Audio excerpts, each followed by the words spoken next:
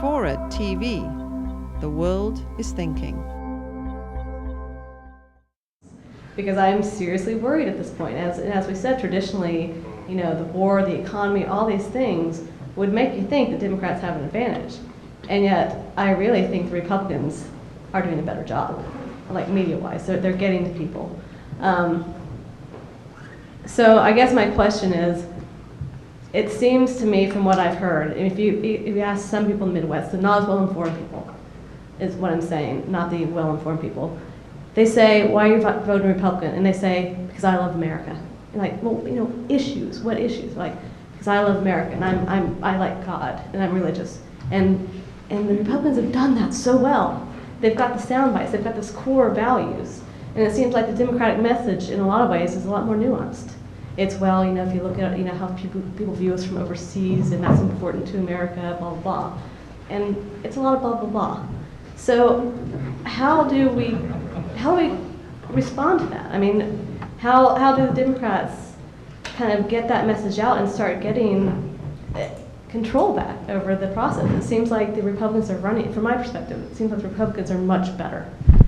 So I guess the question is, if you happen to support the Democrats, what do we do? Who controls better?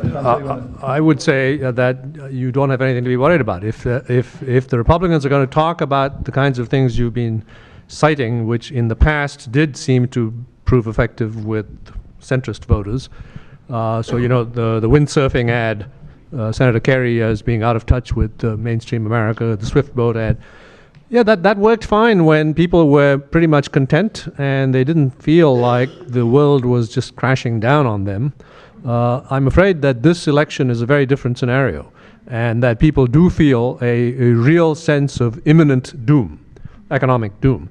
And so patriotism and being a POW, I mean, those are fine attributes, and Senator McCain is certainly, you know, a national hero. No one would deny that.